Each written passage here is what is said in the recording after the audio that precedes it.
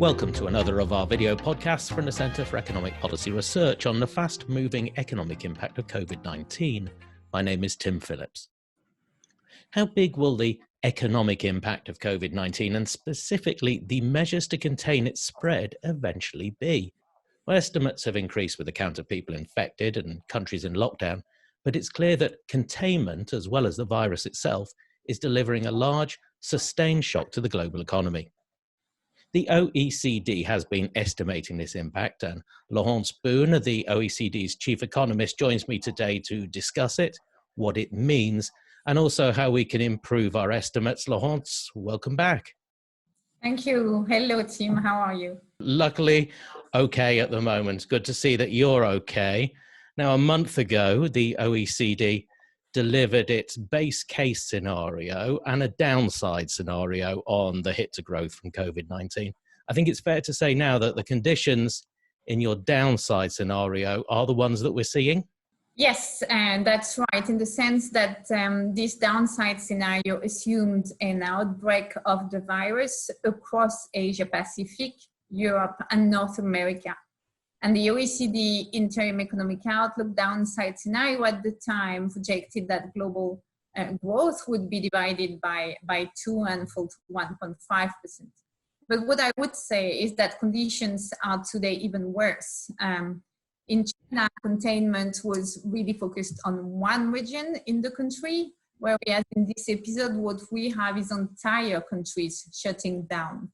And I think we did not anticipate the full degree to which strict lockdown containment measures would be implemented. As you know, many countries have introduced unprecedented confinement measures, and that has resulted in widespread shutdown. And also, financial markets have reacted quite violently, reflecting a sharp loss of confidence and a widespread fear of with the uncertainty they're facing. The headline figure from your scenarios, the one that's caught everyone's attention, is that for each month of containment, there is a loss of 2 percentage points in annual GDP growth. Is this more or less the story across all advanced economies, that there's no escaping from that? So it is more or less, because most economies are shutting more or less the same sectors, but the extent of the confinement varies across country. For example, it's not complete in the same sense as Spain or Italy in Germany. It's also, in spite of the state of emergency in Japan, not the same. It's less widespread, and in the US, it may vary from states to states. So the extent of the confinement measure do vary.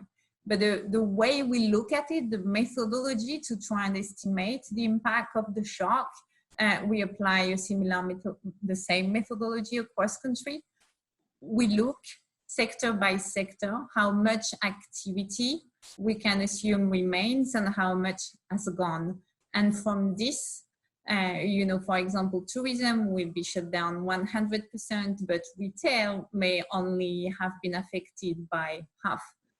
And from applying this methodology systematically across countries, then we arrive to an initial shock of 25% to the level of GDP, and that roughly can be translated into about -2 percentage points on annual GDP growth by a month of confinement. But obviously, this doesn't take into account, for example, the spillover effect from the reduced demand across the world, or supply or disruption to the production chain. And the sectors that you're looking at here, taking it sector by sector, they represent the majority of the economy in the countries that you're looking at. They represent about 30 to 40 or 50% of value added, depending on the economy, which is very, very large indeed. And I would say that most personal services are obviously being shut down. In most countries, schools are shut down, and that is also a hit on unemployment and how it's worked, because a lot of parents have to stay at home. This really is a new methodology for the OECD, isn't it? To have to model something so extreme and so sudden and so pervasive. You're right, this is completely new, which is also why we try to enrich the way that we are doing by using a variety of new data. You've seen that elsewhere. People are using electricity production data or mobility data.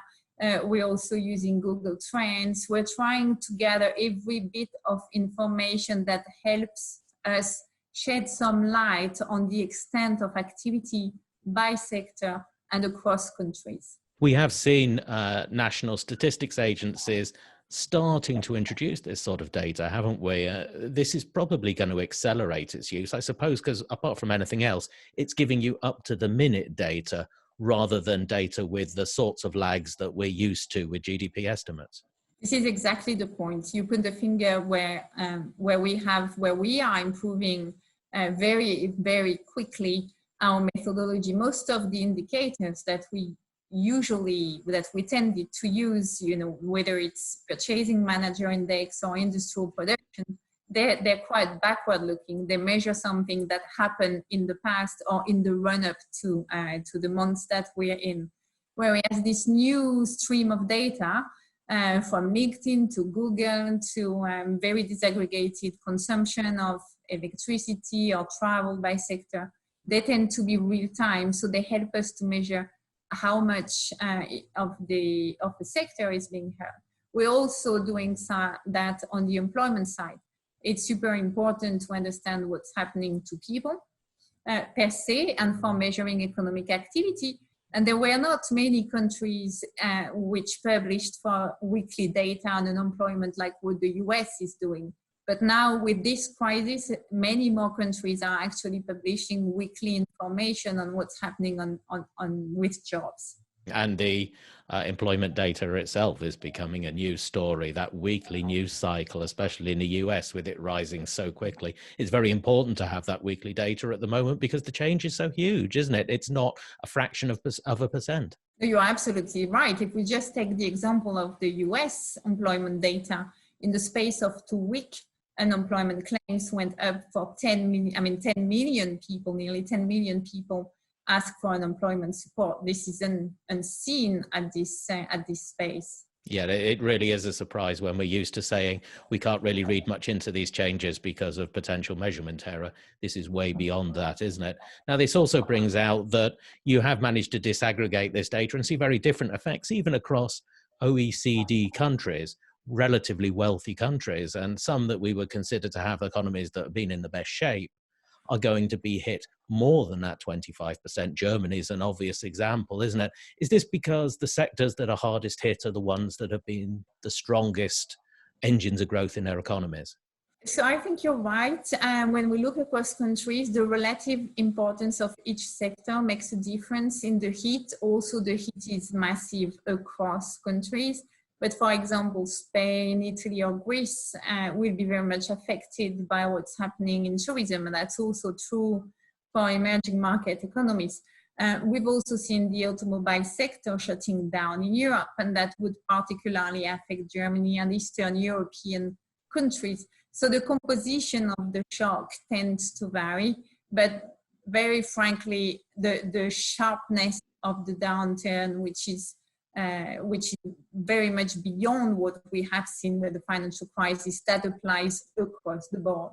I also noticed that for the data you supplied for the G20 meeting last week, you were looking at a spending approach to calculating the effect on GDP. Is this as robust, and is it giving you similar information? You're absolutely right. There are two ways of looking at the shock or trying to gauge the size of the shock. One is to look at the activity on the production side, sector by sector. And the other is to look at expenditures on the consumption side. And there again, categories of spending by categories of spending. You are obviously not going to buy a car today, but you will continue to buy food. You may not buy clothes, but you will need a screen to telework at home. So this is giving a lot of information. And what we have found is it roughly gives similar number in terms of hits. So consumption, we estimate that about a third of consumption has vanished. And consumption usually represents between 50 and up to 70% of GDP, depending on the country. So that gives you roughly the same number on the shock to the level of production. Now, this is, as we've heard many times, an unusual crisis because it's driven by a healthcare crisis. I noticed that on Twitter, you were joining in the call for systematic randomized testing so we can get more data about the spread of COVID-19 and the impact of infections. This has an implication for providing healthcare. Does this also have an economic implication that it can help us plan the progress of the shock? So that's exactly what we're looking for. Governments have, they've taken care of health. They are also buffering the shock to the economy, but it's obviously cannot be a long-lasting solution. So we need to understand how we can have people back to work and their normal activity without putting their health into danger. And for that, we need a few things. We need enough equipment in hospitals, so that's masks, it's beds with ICU systems, but it's also the capacity to diagnose and test, because that way you see who could infect somebody else or who could be protected from infection, and for that we need to test. So I think to allow people to get back to work, we first have to build this capacity in terms of mask and test and hospital support, and that includes staff. And then we need to let people into essential activity or less at risk go back to work first, and for that we need to be able to test. Now these tests, they are complicated, they take time, which is why statisticians provide alternative methods to testing everybody. And this alternative method can be randomized testing on samples that are representative of the population, for example, by regions in a country. They can also be group testing. So you have not many, but you have several methods of doing that, and they will prove helpful in starting as normal an activity as possible.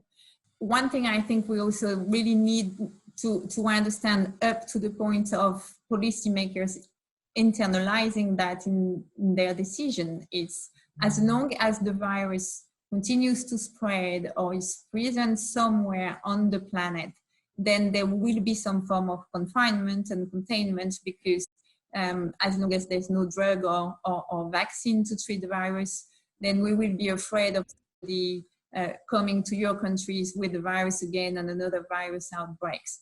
So to me, it's super important. And when it comes to testing or to sharing treatment or diagnosis or way of doing the diagnosis, there is more enhanced cooperation than what we have seen so far. Yes, absolutely. Then the C in OECD is clearly a cooperation. I guess it's hard to find any good news in what's going on at the moment, Laurence, but perhaps this emphasis that we're having on collecting good data, timely data, putting an effort into innovating in that is something that's going to pay off in the future, whether or not we are in a crisis situation, and it will help us to make better economic judgments. I agree with all this new data will help us refine our economic analysis, and this is very helpful. There will be a lot of new data on this pandemic as well, and that will help us prepare better for the next one. It's possible that we see a return of the virus. Countries now start planning for getting out of containment. It's difficult. It may take several months. And we cannot disregard the possibility that there is another outbreak in the autumn. And for that, we need more data on economics, what's most sensitive to containment, where are the pressure points in supply chain, and we need also more data on the health side. So all of this, we can take this period of confinement as being a huge period of preparation to actually being able to continue living as normally as possible, even in the absence of treatment of vaccine for this virus. We really are building this aeroplane as we are flying it. Thank you very much, Laurence. Thank you, Tim. Now, if you want to keep up with the OECD's research on this, we have a dedicated COVID-19 website at the OECD now, which you can find at oec.org/coronavirus, and you'll find a breakdown of the data we've been discussing there in the paper, and it's called Evaluating the Initial Impact of COVID-19 Containment Measures on Economic Activity. There's also a chapter in our ebook, Economics in a Time of COVID-19, which sets out the scenarios we mentioned and the impacts on economies. And it's called Tackling the Fallout from COVID-19, and Laurence is one of the authors of that. Stay well, Laurence. Thank you, and you, Tim, and everybody who listens to us. Yes, and to all of you who've been contributing to our coverage in the last few weeks, we hope to see you again soon. Goodbye.